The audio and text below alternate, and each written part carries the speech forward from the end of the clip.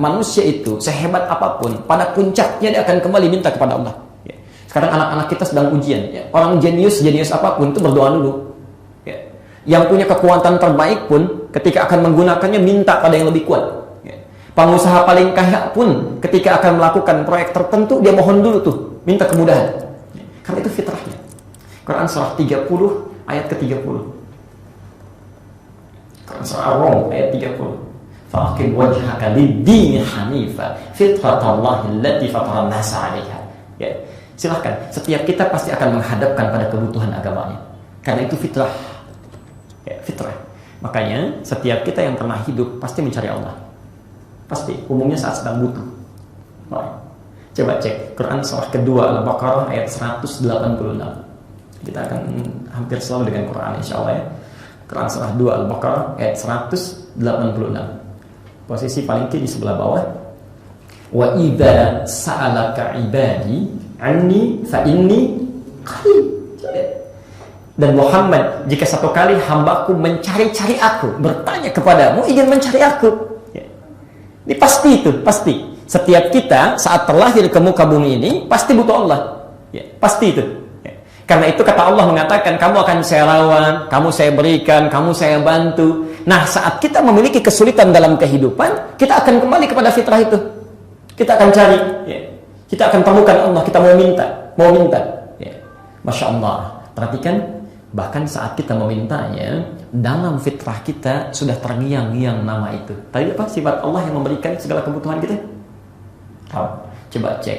Semua doa-doa yang umumnya terdapat di Quran, bukankah diawali dengan kata Rabb? Doa paling favorit antum apa di Quran? Rabbana atina fid dunya hasanah. Rabb. Doa apa itu? Wah, Masya Allah, doa sapu jagat ya. Ya istilah itu. Dan doa sapu jagat, doa sapu nggak ada jagatnya, doa jagat nggak ada sapunya, macam-macam. Rabbana ya atina fid dunya hasanah. Al-Baqarah 201. Rabbana la tu'akhidna in nasina aw akhtana. Al-Baqarah 286. Rabbana zalamna anfusana. Rabb. Ya. Kenapa yang dipanggil Rabb? Rabbana hablana min azwajina, Rabbi habli minas shalihin. Rabb, semua Rabb. Ya. Kenapa Anda menyebut Rabb kalimat pertamanya? Karena dengan kata itulah, nama itulah Allah berjanji, kalau kamu punya kebutuhan, ayo panggil saya. Seakan-akan kita mengatakan, ya Allah, sejak dalam kandungan kau telah berjanji kepada saya, engkau Rabb yang akan memberikan kebutuhan saya. Engkau Rabb yang akan merawat saya. Sekarang saya sakit, tolong sembuhkan. Rabb. Kita minta itu. Ya. Jelas ya sampai sini? Bahkan Allah menunggu kita 5 kali dalam sehari untuk menunggu kebutuhan-kebutuhan kita. Mau minta apa? Maka dari itu sebelum kita sholat, kalimat pembuka sholat itu bukan kalimat ibadah, kalimat permohonan kita yang membawa kebutuhan hidup. Al-Baqarah 45. Lihat ayatnya. Insya Allah. Posisi sebelah kanan agak ke bawah sedikit, pertengahan. Wasta'inu bis-sabri was-salah. Wasta'inu. Dan jika Anda memiliki kesulitan dalam hidup, ya, ada kebutuhan, ayo coba catat, kumpulkan. Mintakan solusinya dengan cara sabar dulu, terima itu sebagai ujian kehidupan. Lalu saat sholat mohonkan, mintakan. Ya. Karena itu setiap Anda sholat, lihat perintahnya. Perintah sholat yang menggunakan wasta'inu, supaya mencatat permohonan. Ya. Permohonan kita dalam sholat yang kita mohonkan berubah dari wasta'inu menjadi nasta'in. Ya. Apa yang kita ucapkan dalam sholat ya. Setelah Malik Yaumiddin, iyyaka na'budu wa iyyaka nasta'in, kita minta itu ya. Coba cek di hadis qudsi ya, di Abu Dawud nomor hadis 821. Abu Dawud nomor hadis 821. Di Abu Dawud itu nama aslinya Sulaiman As-Sijistani, hafal 500.000 hadis ya. Kemudian dikeluarkan dari sini sekitar 4.800 hadis, dicantumkan dalam sunannya. Dari 4.800 ini ada 15 hadis qudsi. Nah, ini hadis qudsi yang kedua, posisinya nomor 821 dari Abu Hurairah ya. Saya bacakan ujungnya saja, lihat kalimatnya. Wa idza qala al-'abdu, kalau seorang hamba berkata dalam salatnya, iyyaka na'budu wa iyyaka nasta'in, ya Allah, kami jadikan hidup kami sebagai ibadah sampai salat ini. Makan kami ibadah, minum kami ibadah, sampai sholat kami ini kami jadikan ibadah hanya untukmu saja ya. Itu kan perintah ya. Wa ma khalaqtul jinna wal insa illa liya'budun. Quran surah 51 ayat 56 itu, jadikan semua aktivitas kita sebagai ibadah. Lalu kita laporan dalam sholat, kami telah jadikan itu sebagai ibadah ya Allah. Wa iyyaka nasta'in. Dan sekarang kami punya persoalan dalam hidup. Kami mohonkan solusinya kepadamu. Anda ingat-ingat itu. Lihat jawabannya di hadis qudsi. Kata Allah, hadza baini wa baina abdi. Inilah perjanjian antara aku dengan hambaku. Perjanjian antara aku dengan hambaku. Wa li abdi ma sa'al. Dan untuk hambaku, kalau benar dia ibadahnya, apapun yang dia minta aku berikan sekarang. Aku berikan sekarang.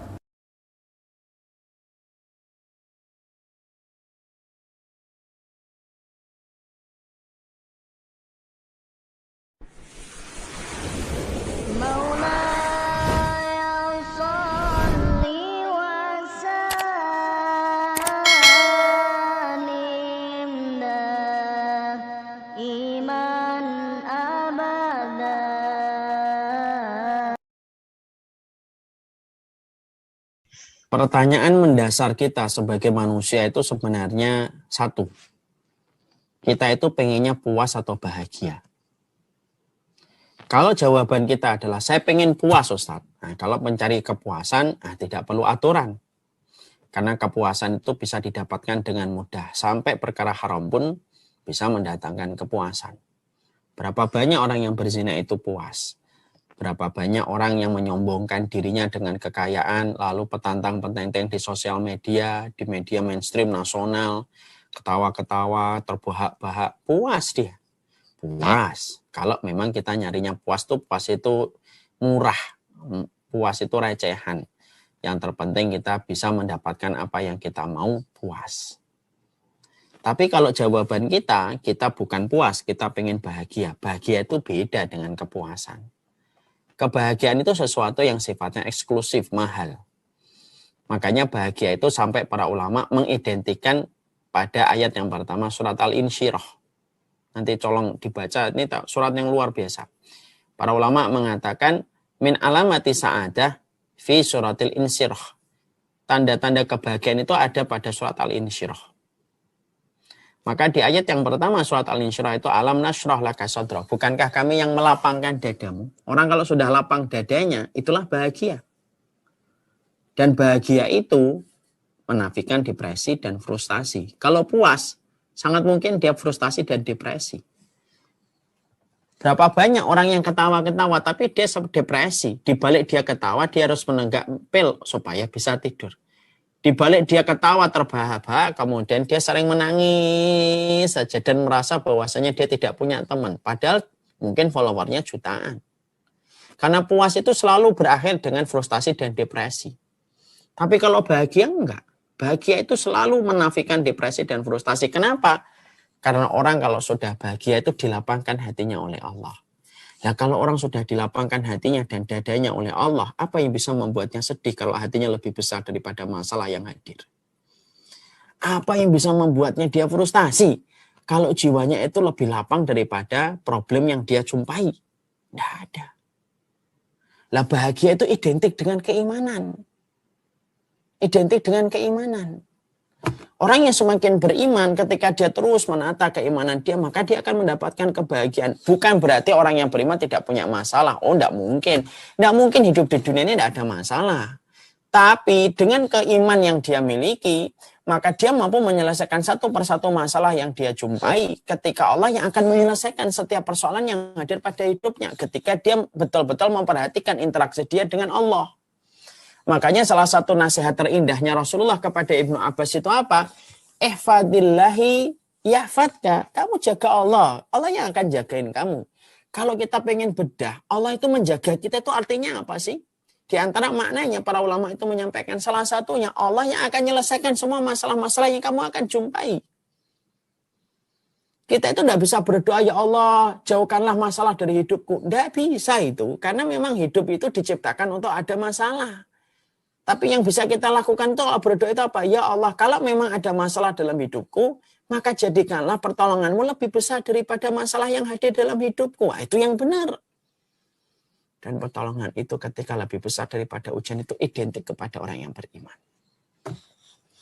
Tapi orang beriman tuh pasti dapat masalah, Ustaz. Iya, dapat masalah. Tapi pertolongan Allah lebih besar daripada ujiannya.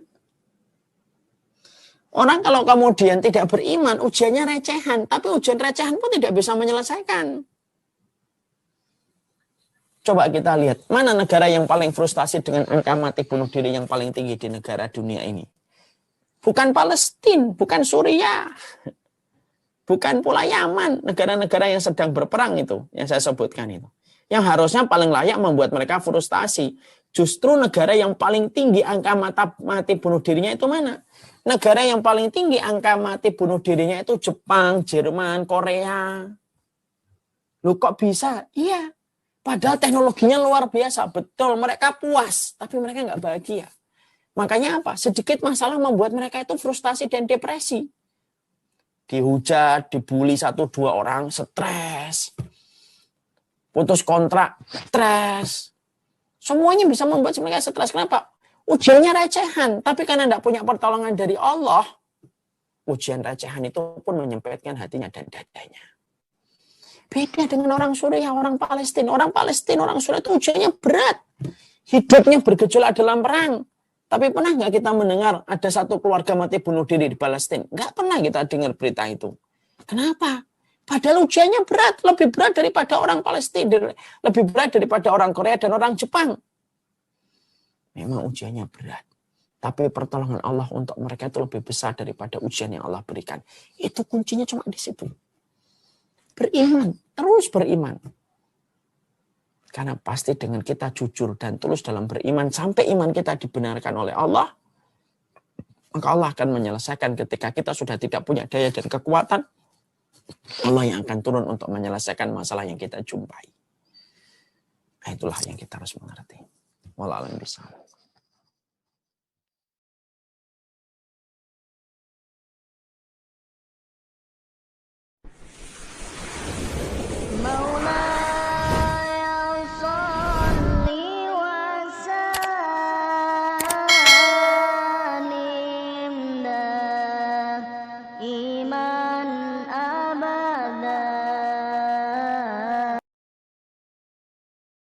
Ketenangan itu adalah dia bicara bagaimana hati dan pikiran saya agar tenang. Tenangnya hati dan pikiran bukan dengan tenangnya jasad. Maka yang perlu ditata adalah pikiran dan hati. Bukan berarti ketenangan hati itu adalah karena banyaknya duit, bukan. Itu orang kaya juga gelisah kok kadang-kadang. Bukan ketenangan batin itu karena suaminya ganteng, tidak. Atau istrinya cantik, bukan. Jadi memang ketenangan murni di dalam hati kita. Nah, tinggal sekarang itu bagaimana agar hati itu tenang. Jawabannya sederhana, hati dan pikiranmu kau sambungkan dengan apa dan siapa. Kalau hati dan pikiranmu engkau sambungkan dengan sesuatu yang bikin gelisah, ya gelisah. Coba. Kalau hati dan pikiranmu, orang boleh mencari dunia, tapi tidak boleh menggantungkan hatinya dengan dunia tersebut. Sehingga kalau orang menggantungkan hatinya, mengikat hatinya dengan dunia, lihat, di saat tidak mendapatkannya dia gelisah. Di saat mendapatkannya hilang pun susah. Ada orang duitnya hilang tenang saja kok, ajib. Karena dia tidak mengikat hatinya dengan dunia tersebut. Maka dengan Allah lah itulah. Ketenangannya ada dengan Allah. Kalau sudah orang dengan Allah, duitnya hilang nggak susah, malah ngasih 1 miliar bangun pondok. Coba. Lah kok bisa ini? Coba yang hatinya nggak sambung dengan Allah, 1 miliar ini buat abimat 2. Dapat tambah gede duit saya. Tapi enggak, hatinya tenang, kehilangan duit 1 miliar kok. Ini duitnya jatuh 100.000, puyengnya setengah mati, nangis-nangis. Nah ini urusannya hati kita dengan siapa? Nah kalau sudah urusan kita hati kita dengan Allah, mudah. Allah, apapun di saat dia sakit, lihat, sakit jasadnya sakit. Tapi kalau dia kenal Allah, dia akan tahu bahwasanya akan ada imbalan di hadapan Allah Subhanahu Wa Taala. Maka rasa sakit akan terreda dirasakannya, menjadi tidak separah, tidak semakin sakit. Sama itu loh.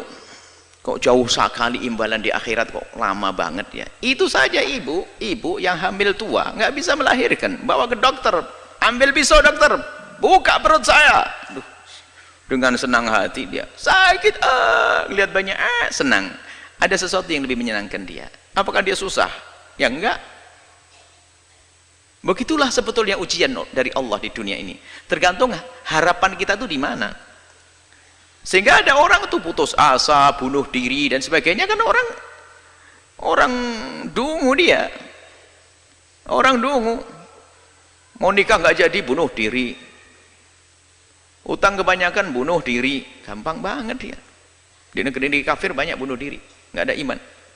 Sebenarnya gelisah karena dia tidak punya Tuhan dia sebetulnya. Kalau punya Allah, nah ini sekarang biasakan dengan Allah. Maka ala bidzikrillah tatma'innul qulub. Mengingat Allah menjadikan tenang hati. Bukan kegembiraanmu adalah dengan dibalik tumpukan harta. Coba kita melihat, kita menemukan orang di kampung-kampung sangat sederhana, gaji sehari untuk makan sehari. Tapi no problem dia, hidupnya candaria dengan istri ya, Masya Allah. Suaminya berangkat dulu, nanti tak kirim sarapan Pak ya, inggih. Berangkat suaminya duluan kok belum datang, sambil nyangkul. Suami inti yang bawa rantang ngasih bungkus, pincuan begitu bawa sana. Makan, Pak ya, nah pulang nanti bawa sayur suaminya, tatanya apa dapat burung, dapat ikan sedikit. Nggak pernah punya problem dia, kayak orang punya istana itu. Tapi yang rumahnya gede, mobil mewah itu belum tentu senang dia, karena urusan bukan dunia, gelisah. Kita pernah ngisi pengajiannya orang kaya, kayaknya gelisah semuanya. Mulai dari gelisah rumahnya, sertifikatnya di bank semuanya ada. Mulai gelisah kebanyakan duit, gelisah kebanyakan duit. Kok bisa gimana? Ini punya 2 perusahaan saja, saya sering ditinggal sama suami saya. Sekarang membuka perusahaan di luar negeri, Bu ya. Bagaimana senasib saya nanti? Wah, tambah susah dia. Macam-macam orang dan bingung nih manusia itu karena hatinya tidak dengan Allah. Maka ada bidzikrillah tatma'innul qulub. Dengan banyak menyebut nama Allah, ingat Allah, akan menemukan ketentraman. Sehingga susah yang sesungguhnya adalah di saat dia jauh dari Allah. Kalau sudah jauh dari Allah, kecil pun jadi susah. Tapi kalau dengan Allah, bencana pun kayak apapun akan menjadi sebab dia senang. Karena ini dari Allah. Sehingga para solehin itu kalau diuji dengan kefakiran, selamat datang dengan syiarnya orang-orang besar. Kefakiran syiarnya orang-orang besar. Dia tidak menganggap sebuah kerendahan. Tapi lihat yang tidak punya iman, nasib sudah sholat tetap melarat, Tuhan tetap melarat. Kurang ajar sama Allah nih. Gimana bisa bahagia dengan Allah saja curiga begitu? Jangan Allah sudah nggak benar. Baik ya, kuncinya adalah bagaimana hati kita. Kita biasakan dengan Allah, dengan Allah. Hakikatnya seperti itu. Tapi di samping itu juga kalau kita berkumpul dengan kemuliaan, Anda akan menemukan kesejukan. Karena apa? Allah akan turunkan rahmat di tempat semacam ini. Anda bergabung di tempat-tempat mulia.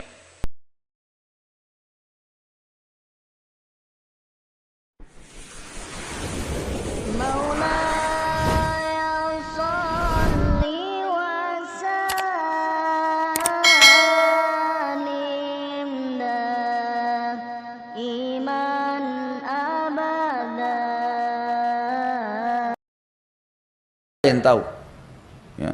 Sampai kata Nabi SAW, bisa saja orang-orang yang rambutnya berantakan, penuh dengan debu badannya, tapi kalau dia bersumpah atas nama Allah, Allah terima doanya. Jadi jangan pernah anggap remeh.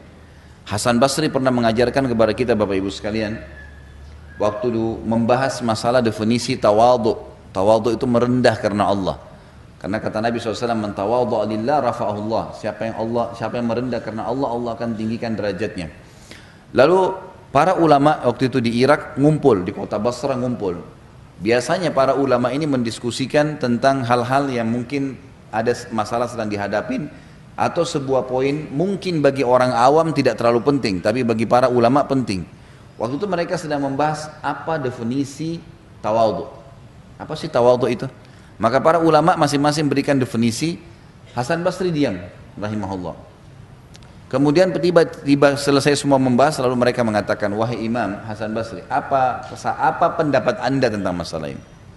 Kata Hasan Basri, kalian sudah terlalu banyak ngomong gitu, sudah banyak definisi, tapi kalau kalian mau tangkap dari saya, ambil dari saya, maka ketahuilah tawadhu adalah jangan kau lihat muslim siapapun di depan mata kamu, bagaimanapun jenjang sosialnya, ekonominya, fisiknya, kecuali kau mengatakan pada dirimu, dia lebih baik daripada saya.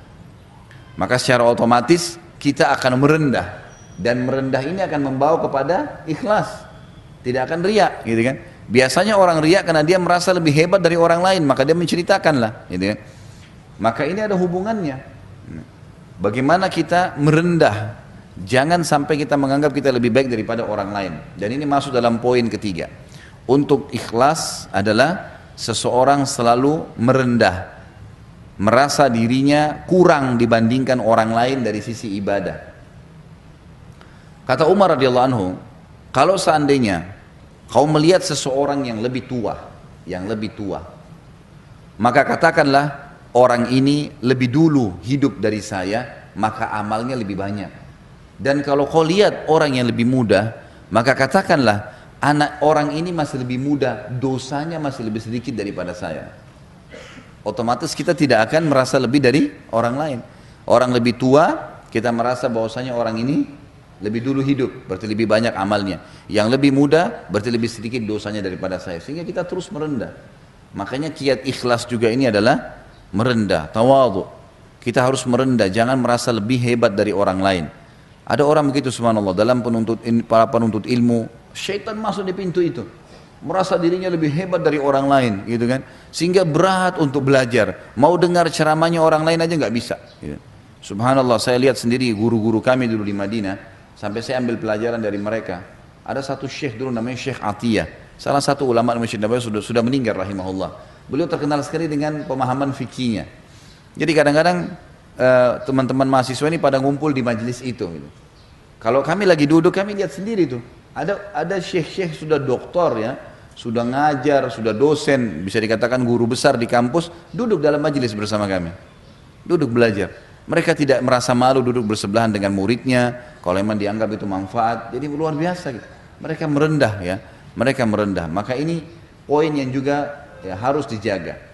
Jadi kita sembunyikan yang kedua, dan yang ketiga kita merendah, sehingga kita selalu terkontrol, tidak merasa lebih dari orang lain. Yang keempat, kontrol lisan. Kontrol lisan. Setiap mau ngomong, berhentiin. Gak usah ngomong. Apapun, pokoknya berhubungan dengan ibadah jangan ceritain. Jangan ceritain. Kecuali memang dalam keadaan-keadaan di mana kita pastikan tidak terbuka celah. Misal Bapak Ibu mau ceritain ke anak-anak, ya, anak-anak biasanya tidak jauh sekali kita dari riya, gitu kan. Nah, nanti sholat ya, ikutin ibu ya, gini loh sholatnya, ya kan? Kita didik, bapak, ayo nak ikut sama ayah ke masjid ya. Masjid itu fadilahnya besar. Rasulullah SAW bersabda begini misalnya. Maka kita dalam menghadapi anak kita nggak ada riyaknya, ya nggak, bisa kontrol kan, otomatis ya. Atau kita menasehatin orang tua kita, saudara kita, agar dia meninggalkan satu perbuatan salah. Saya yakin kita bisa mengontrol itu. Nah, kontrolan ini harus bisa kita milikin nih, gitu kan.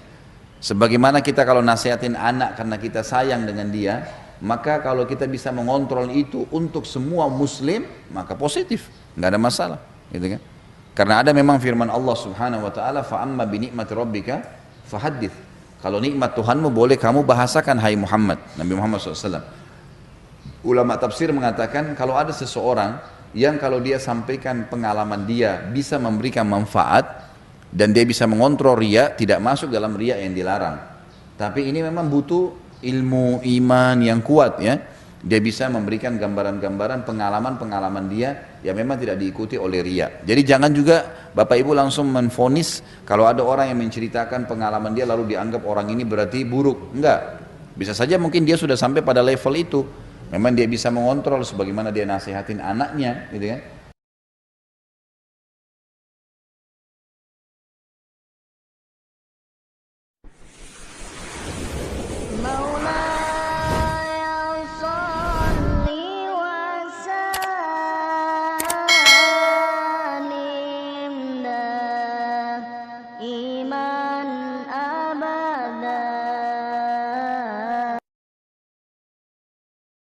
Salat, ibadah yang sangat agung di dalam ajaran Islam. Bahkan tinggalkan salat menjadi dosa yang amat besar. Segala kebaikan-kebaikan dan amal salih tergantung salat. salatnya baik, segala amal salih diharapkan diterima. Salat tidak ada sia-sia amal-amal salih lainnya. Pertama yang akan dihisab oleh Allah hari kiamat, salat. Fa in saluhat saluha sairul amal. Kalau salatnya baik, semua amalannya walaupun ada kekurangan bisa jadi baik di sisi Allah sebab salat. Wa in fasadat fasada sairul amal. Kalau salatnya rusak, seluruh amal salih lainnya rusak. Bahkan salat yang wajib yang Allah akan pertama dihisab di hari kiamat, kalau ada bocor atau kekurangan khusyuk, kekurangan ikhlas di dalam salat wajib tapi tetap melaksanakan yang wajib, kata Allah kepada malaikat, unzuru li'abdi hal li'abdi min nawafil. Lihatlah hambaku apakah dia punya sunnah-sunnah, sunnah qabliyah, ba'diyah, duha, sunnah wudu, sunnah tahiyatul masjid, salat malam, dan banyak sunnah-sunnah yang lain. Kata malaikat, ada ya Allah, banyak salat sunnah-sunnahnya. Kata Allah subhanahu wa ta'ala, tutupi kekurangan yang wajib dengan salat-salat sunnahnya. Kita habis salat yang wajib, pertama ucapannya astaghfirullah, astaghfirullahal azim. Baru kita mulai dengan doa yang lain. Allahumma antas salam, terus la ilaha illallah, terus subhanallah, walhamdulillah, dan seterusnya sampai ayat al-kursi. Apakah salat itu dosa membutuhkan istighfar? Ya? Salat itu dosa membutuhkan istighfar? Tidak kan? Mengapa istighfar sesudah salat? Karena kita sudah ada ikhtiar, upaya, bekerja keras membawa salat yang sesungguhnya, salat yang benar, yang kita sudah iqrar di awal salat, inna salati wa nusuki wa mahyaya wa mamati lillah. Ternyata ucapan itu tidak sesuai dengan yang dalam salat kita. Ada banyak tantangan dengan kata lillah. Ada lillah, inna salati wa nusuki wa mahyaya wa mamati lillahi, dan masih urusan dunia. Berarti ada lillah, muman tidak ada. Tapi di samping lillah ada lagi urusan lain. Inilah urusan-urusan yang lain yang kita ada upaya dan ikhtiar untuk menolaknya. Itulah manfaatnya istighfar sesudah salat. Astaghfirullah, astaghfirullah, astaghfirullah. Yang kita memberikan pesan, ya Allah, kalau memang salat saya belum sempurna dan banyak kekurangan, saya mohon ampun. Salah satu rukun yang cukup dilalaikan oleh umat Islam di waktu salat adalah tumakninah, ketenangan dalam salat. Dan ini salah satu usaha ikhtiar kita mendapatkan kekhusyuan dalam salat. Khusyuk itu bukan usaha, tapi tumaknina usaha. Dalam tumaknina terbawa khusyuk. Karena khusyuk bukan datang dari luar, tapi sebenarnya ada di dalam hati. Butuh diaduk. Seperti teh isi gula. Kira-kira kalau megang teh isinya gula, kita minum, manis enggak? Belum diaduk. Kok bisa jadi manis? Belum diaduk kan? Kalau saya mau aduk tehnya gimana? Terus saya minum, manis enggak? Belum kan? Terus saya muter gelasnya, manis enggak? Belum kan? Harus bawa sendok dan diaduk. Khusyuk ada di sini. Supaya diaduk itu, sendoknya tumakninah, tenang dalam salat, gerakannya tenang, bacaannya tenang, nikmati salat. Apalagi kalau kita setiap melaksanakan salat, kita merasa salat ini yang terakhir bagi kita. Belum ada kesempatan lagi.